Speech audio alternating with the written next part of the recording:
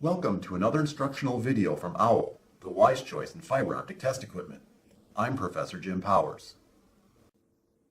It should always be assumed that even the most basic fiber optic network could potentially carry life safety or mission critical data at some point. Thus, after a fiber network has been installed, it is important to use test and measurement equipment that is able to ensure the quality of the installation. This video briefly explains the concept of qualification and why qualification testers fall short when it comes to determining the quality of a fiber optic network.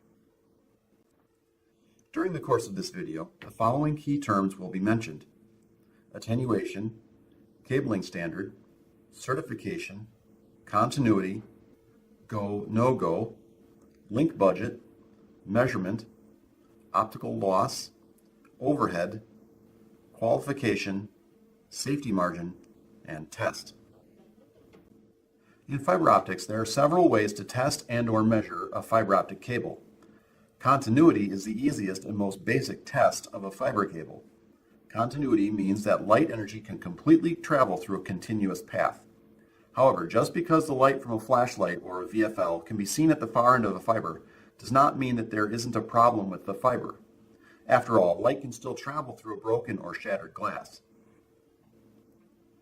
Go, no-go builds upon continuity by simply connecting active equipment to the link under test, looking for a link light on the transmission equipment, and then browsing the web or copying a file across the network.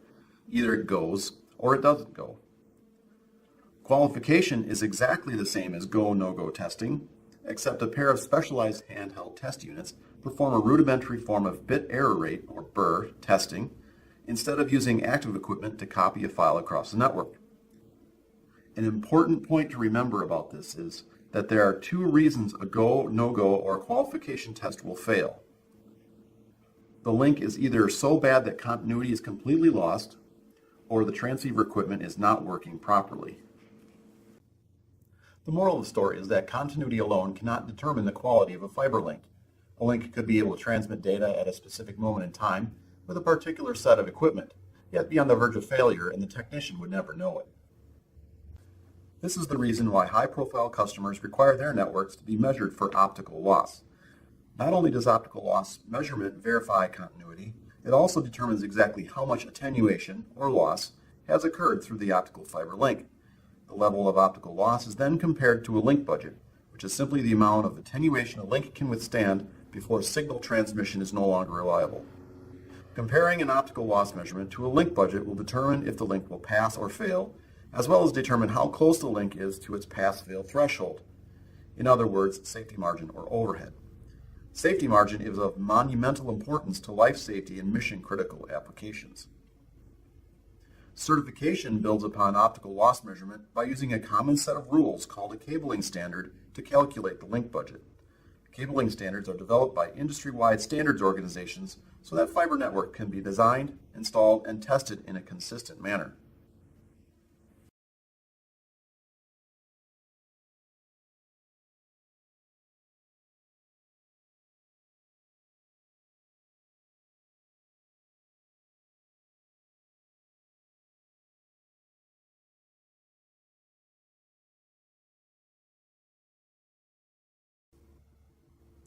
As we have seen, qualification is only a small step ahead of continuity and falls far short of determining the actual quality of a fiber optic link.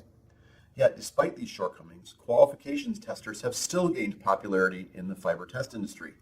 Unfortunately, many fiber optics professionals, inexperienced and experts alike, are unaware of these shortcomings and thus are susceptible to clever marketing tactics and the human tendency to seek out time-saving shortcuts. Here are a few things to look out for when evaluating test equipment. Even though a product's appearance, cost, and brand name have no bearing on its capabilities, buyers still unfairly base purchasing decisions on appearance, especially when they do not know how to identify deficiencies or frivolous features in a product.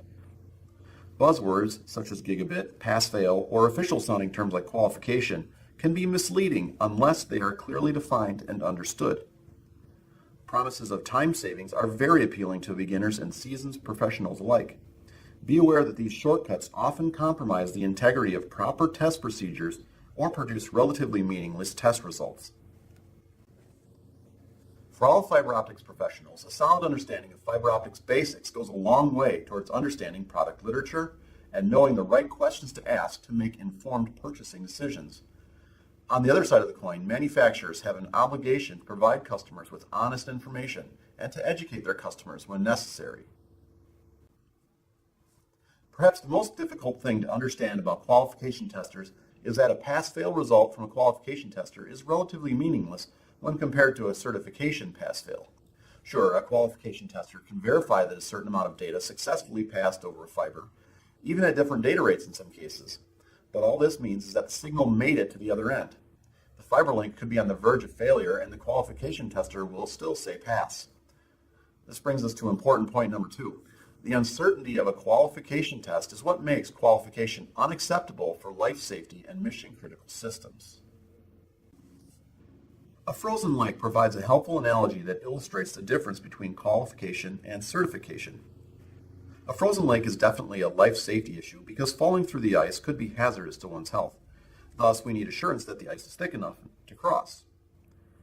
Qualification would be like actually walking back and forth on a lake numerous times and possibly at different speeds, hoping the ice doesn't break. This is very easy to do and much less time-consuming. The problem with just testing the ice this way is that there is no way to be certain that a small increase in weight or air temperature could be enough to weaken the ice. Certification, on the other hand, would be like measuring the actual thickness of the ice, then comparing the measurement to an ice thickness standard. For example, 6 inches of surface ice can support 200 pounds. If we measure 10 inches of ice, we exceed the minimum standard with a safety margin of 4 inches, and more importantly, have certainty that the ice is safe to cross.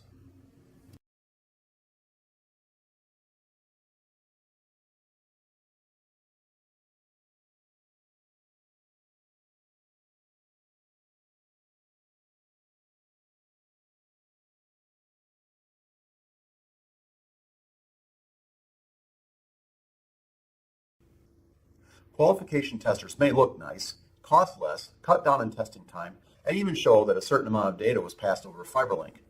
However, these frivolous features of qualification testers are relatively meaningless because they do not address the most important criteria of all for life safety and mission-critical networks: optical loss and safety margin. Certification is the test method required by high-profile companies and government institutions because certification is the only way to be certain that a fiber link meets certain quality standards. This has been another instructional video from OWL, the wise choice in fiber optic test equipment. For more instructional videos, or to learn more about OWL's products in general, please visit owl-inc.com. I'm Professor Jim Powers. Thanks for watching.